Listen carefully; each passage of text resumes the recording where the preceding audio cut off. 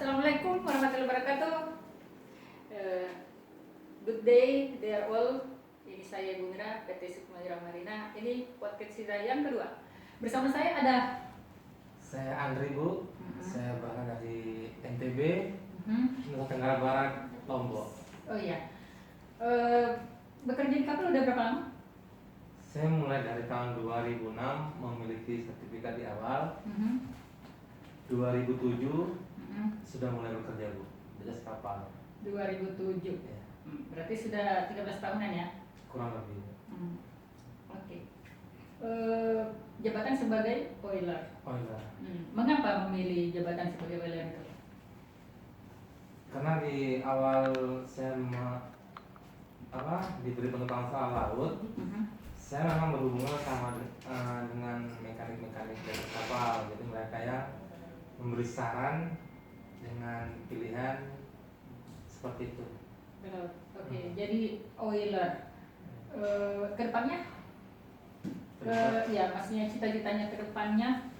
Ya, saya mungkin ingin menjadi pelaut sukses ya, Bu ya. Oke. Iya. Dengan- Suka duka menjadi seorang oiler.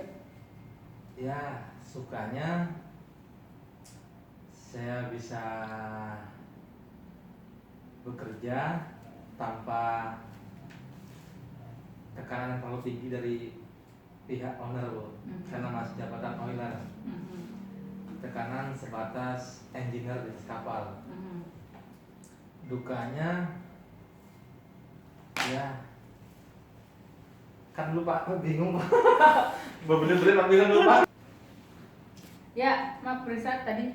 Oke, kita lanjut ya. Oke, Bu, lanjut. Oke. Enggak syuting lagi nih. Apa tuh, Bu?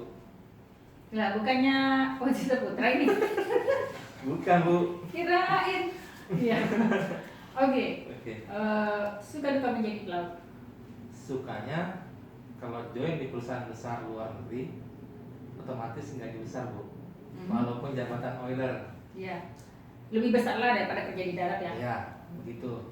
Dukanya ya mungkin kalau di laut mungkin sama lah, Bu, seperti tempat lain.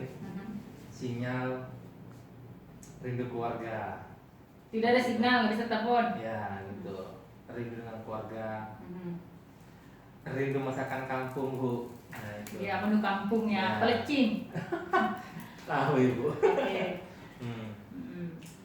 Ya, itu lah, Bu. Mungkin hampir sama deh, Bu, suka dukanya. Ombak. Pasti tuh, Bu. Iya. Ombak. Kalau misalnya ombak besar begitu, mabuk terus apa yang dilakukan? Mungkin saya sudah ini, Bu, prepare seperti minyak angin. Biasa muntah nggak? Saya wajib mungkin kalau di awal pelayaran 1-2 hari pusing, Bu, mual. Selanjutnya udah Terbiasa ya. biasa. Oh ya, pemirsa, soal muntah nih, sisik di atas kapal. Kalau yang pelaut pemula yang berlayar pasti mengalami itu. Aku udah pernah ngalamin juga. Waktu kadet dikasih ember di sini kan. Gitu. Jadi ya itu kita kalau ngalamin begitu, itu malah diketawain pemirsa sama yang udah perwira, jadi bahan tertawaan aja kita itu kalau udah muntah begitu. Jadi ya itu suka dukanya ya. Sukanya kalau saya join di perusahaan luar, otomatis, Bu, walaupun pangkat kopral jadi jenderal, Bu. wow. Otomatis kalau, Bu, ya. Iya. Perusahaan luar lebih setidaknya di atas rata-rata perusahaan dalam negeri. Itu sukanya, Bu. Iya. Saya dengar gini. Kalau mau join itu proses joining, ya kita harus melewati macam ngurus visa, ya kan, ngurus visa, kemudian segala macam formalitas lah. Kita harus ke bandar untuk sign on, buku pelaut, paspor segala macam, begitu. Apa yang dirasakan kendala-kendala itu coba? Yang utama ini birokrasi, Bu. Birokrasi. Aturan yang Complicated. ya. Itu mungkin kekurangannya pelaut dalam mungkin rata-rata ya di Indonesia, pelaut ini mengalami kekurangan birokrasi untuk memahami aturan-aturan yang ada di darat. Mhm. Karena pelaut ini jarang berinteraksi, komunikasi, info-info yang didapat simpang siur. Iya. Otomatis semua yang akan dilakukan dadakan ini menghambat, Bu. Iya, jadi Menghambat. contoh ya kayak kita kemarin mengurus, misalnya kita kemarin mengurus visa mau ke Saudi, tiba-tiba saja di reject kita punya application visa di kedutaan Saudi. Oleh karena adanya persyaratan baru, Nah, yaitu ada persyaratan baru harus ada legalisir di, tadinya aneh loh, masa kita disuruh legalisir ya, kita disuruh legalisir paspor, buku pelaut dan ijazah. Nah, aku kan protes, mana ada paspor dilegalisir? iya. Kan aneh, bin ajaib. Paspor dilegalisir, paspor kan sudah online, si membuka aja, buku pelaut aja udah online. Ya, ijazah pelaut pun sudah online, ngapain pakai dilegalisir? Tapi ya, what to do? Ya kan, kita harus mengikuti birokrasi yang complicated ini. Dan akhirnya gimana tuh? Wasting time kan? Iya. Gitu. Jadi owner di sana sudah ngarepin kita harusnya nanti udah berangkat minggu kemarin ya. Iya. Kita tertunda sampai 2 minggu ya berangkat. Itu Indonesia birokrasi menghambat, sangat menghambat gitu kita untuk bisa berangkat. Itu dukanya ya, duka banget ya. Duka, Bu. Mungkin Sedih, stres. semua pelaut ngerasain tuh, Bu. Iya. Dan biaya pastinya. Biaya. Nah, Biaya pastinya, itu. bukan uang kecil, Ya. bukan uang kecil. Nah, tes swab. Nah, ini Nah, kenapa ya mm. aturannya bagaimana, Bu, ini, Bu, ya, swab ini? Nah, itulah tes swab ini sebelum mulai dari sekitar 2 bulan yang lalu ada yang berangkat. Ya itu tes swab sampai 3 kali, pemirsa. Sampai 3 kali tes swab. Tes swab yang pertama, ini kru yang mau berangkat ini, kita yang berangkatin.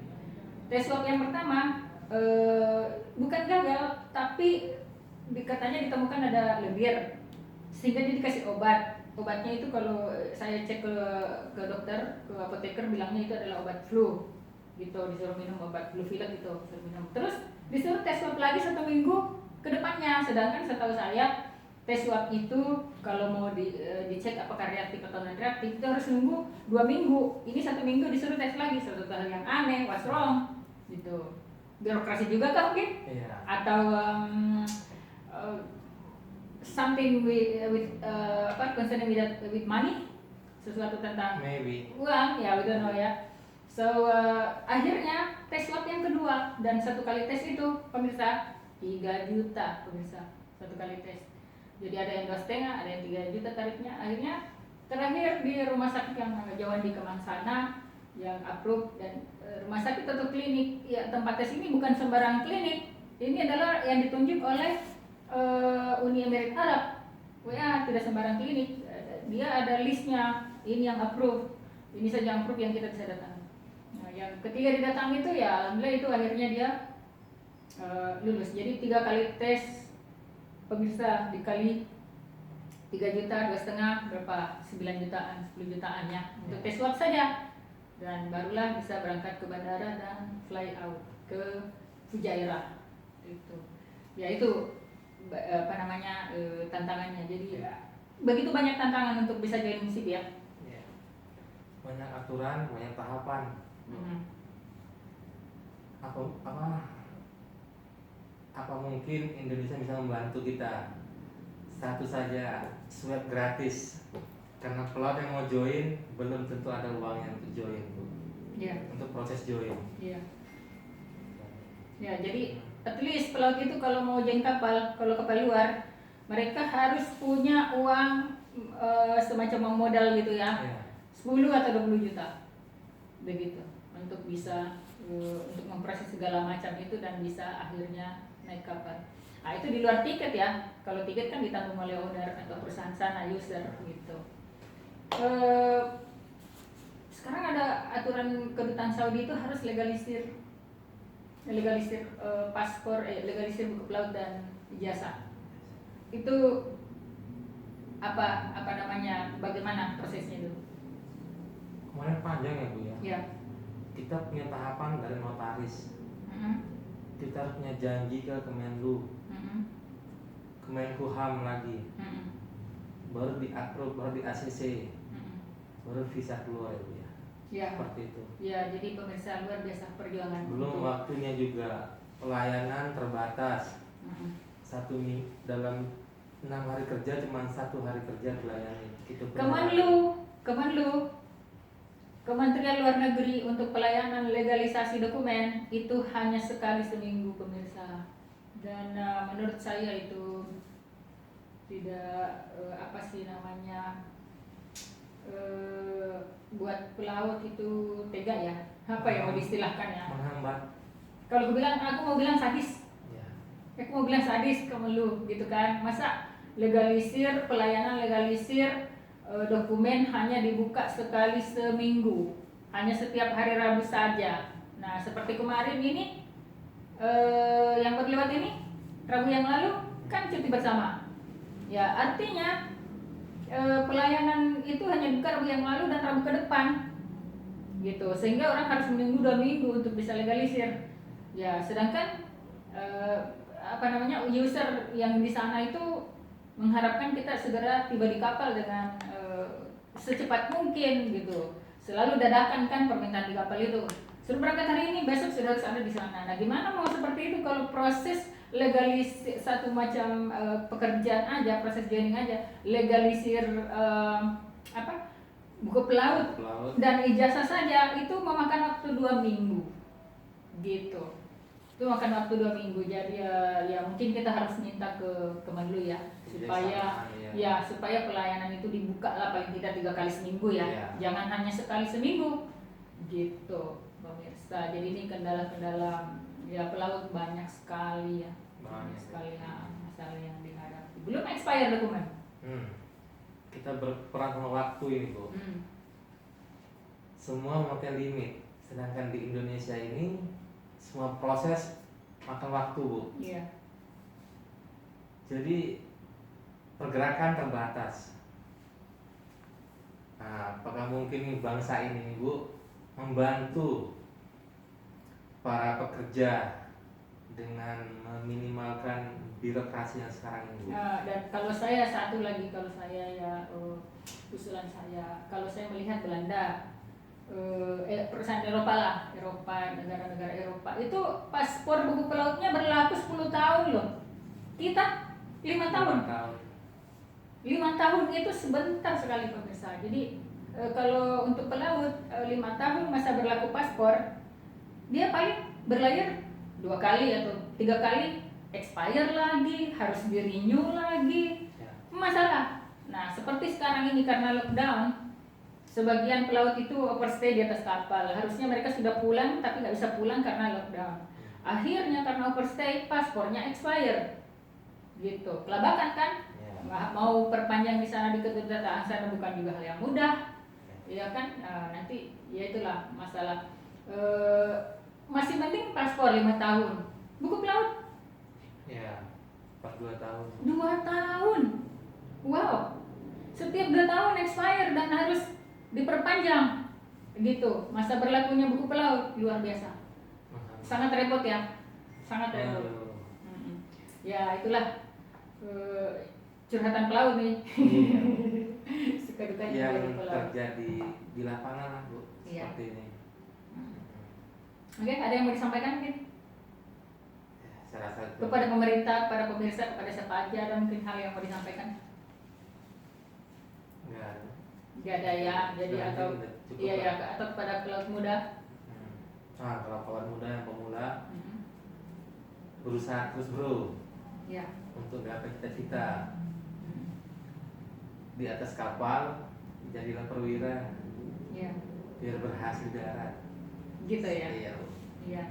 Jadi jangan di atas kapal, jangan jadi bawahan terus ya. Jangan Bu. Harus punya niatan untuk maju jadi seorang perwira.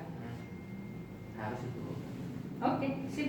Ya, demikian pemirsa bincang-bincang kita dengan Andri, seorang whaler di kapal. Assalamualaikum warahmatullahi wabarakatuh. Panjang Bu.